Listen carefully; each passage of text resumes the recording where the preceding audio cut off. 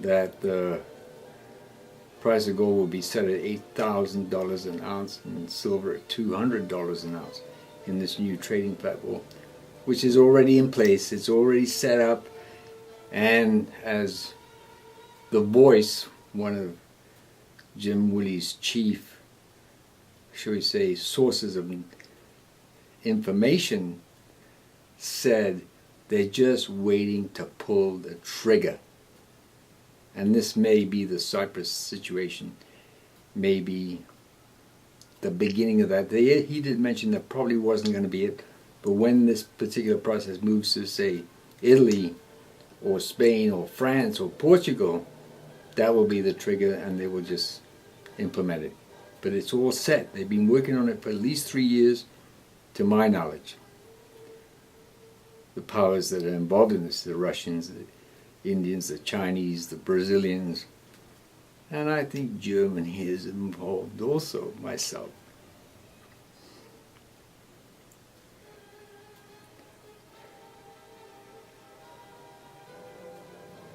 Gold is no longer the enemy of the dollar. It might in fact be what saves it. Eric, I've been talking to you about the Western suppression of the price of gold and what that may last for a little while longer. I suspect that the time period has now in fact come to an end. Remember, this was yesterday. Trading opens tomorrow. We'll see what happens. What you're going to see now, and what the gold community doesn't understand, is that the Fed and the West are going to encourage the price of gold higher.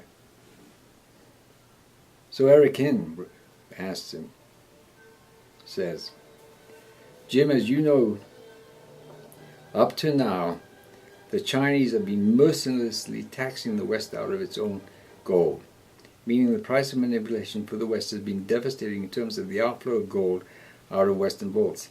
The advantage to the West of manipulating gold would also stop the flow of gold out of Western vaults, because the Chinese do not like to chase price. Regardless of whatever opinions, this is Sinclair, may be publicly given from Federal Reserve governors, the chairman, or from the U.S. Treasury, there is certainly a very strong understanding of the history of gold and how important it is to any country, especially in times of stress. It is very possible, and in my opinion probable, that the importance of gold is now being recognized at very high levels. And from this point forward, it is my strong belief that the Federal Reserve will be more friendly rather than the enemy of gold, and the price in the market will show you that I am correct. An increase in the price of gold, aided by the Fed in the West, would definitely be to stop the further draining of gold out of Western central bank vaults. China will then compensate by increasing their mining activities around the world, as well as inside China itself. The reality is that gold has never been the enemy of the dollar anywhere else but in the minds of the Federal Reserve. Now they will finally come to view gold and the advancing gold price as their friend. This is a major shift which is now taking place. What a people expected to occur in 1979 has now occurred in orders of magnitude greater than almost anyone believed possible. And this ongoing and rolling financial crisis of the U.S. is not going to allow a total drain of its gold reserves. Now, the question is, does the Federal Reserve or the Treasury or any government entity in the United States have any gold at all? Because Jim Willie has made it pretty clear, and other people, Rob Kirby's another name that springs to mind here, have made it pretty clear that Rubin, when he was Secretary of the Treasury during the Clinton administration, deliberately sold off all the gold in the possession of the United States government, which is actually our gold, sold it into the market in order to keep the price of gold suppressed. So, and of course it's not, shall we say, accidental that the Federal Reserve has refused an audit of the gold in their possession. They did do a token kind of, yeah, we have audited the gold, but all they looked at was at all the documentation of what they had there. They didn't actually check to see if there were any gold bars there with their, every gold bar, whether it's an ounce or any gold bar, whether it's 100 ounces or 400 ounces or 1 kilo bar, it has a serial number which is unique to that bar. They didn't bother to check if they were there. And of course I've heard tell that there's no gold in Fort Knox at all. None. But they haven't had a real, shall we say, authentic audit by an outside entity of the gold that is allegedly there. You know, the biggest gold hoarded in the world, 8,500 tons. Nobody really knows whether it's there or not. I doubt it. So what does that mean? They're going to go after everybody's gold. That's what it means. You better hide it someplace pretty good.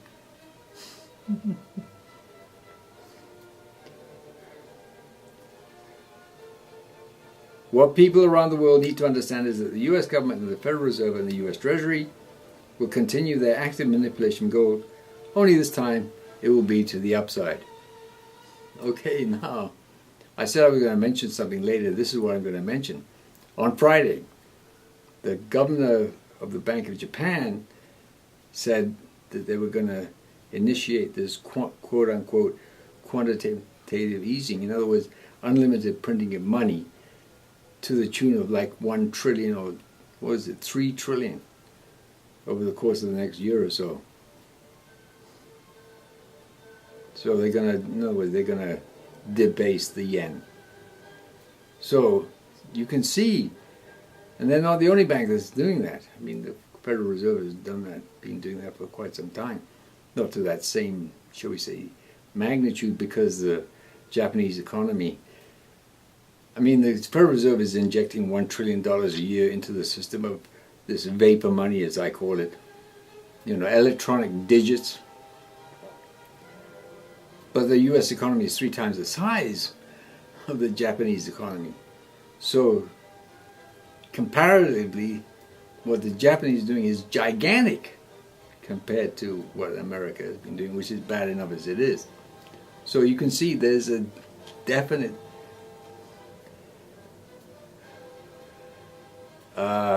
policy to devalue the yen and devalue the dollar, meaning that it's going to cost everything priced in yen and dollar is going to skyrocket. Now the Chinese have now voiced their displeasure with this, and they're going to start devaluing the yuan. I mean, complete insanity. This is like, you know, I mean, it's just, what do these people think they're doing? Because what all this means is, it means the destruction of capital. And if there's a destruction of capital, there's no possibility of investment in businesses, enterprises, mining, whatever. They can't, because the money's not there. So as Steiner said, nearly 100 years ago, if this, meaning the threefold social commonwealth, the threefold commonwealth, the threefold social organism, as he also calls it, is not implemented, the day will come when politics will succeed in destroying the economy. And that has occurred. All right then, so I leave you with that, and I don't know when the next episode will come up, because, you know, I'm still studying the threefold commonwealth concept, and it's very complicated, as is anything that Steiner does. I mean, it's complex, necessarily. So I have to do more studies, so hopefully I've got enough under my belt so I can really get down to, you know, brass tacks next time, whenever that may be. And you know, and if something urgent comes up, because I wasn't going to do one this month, I was going to wait. But this, what happened over the last month or so, well, especially last week, was just so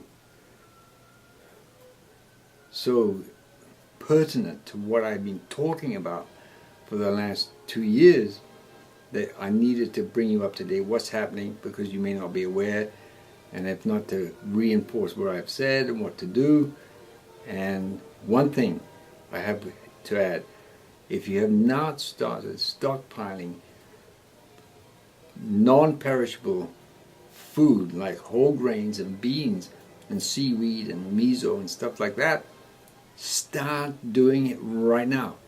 Because if this payments process comes to a halt, there will not be anything on the grocery shelf. Okay? So make sure you do that. And if you have the wherewithal, start growing your own food. Okay, on that note, I say good night and thank you very much.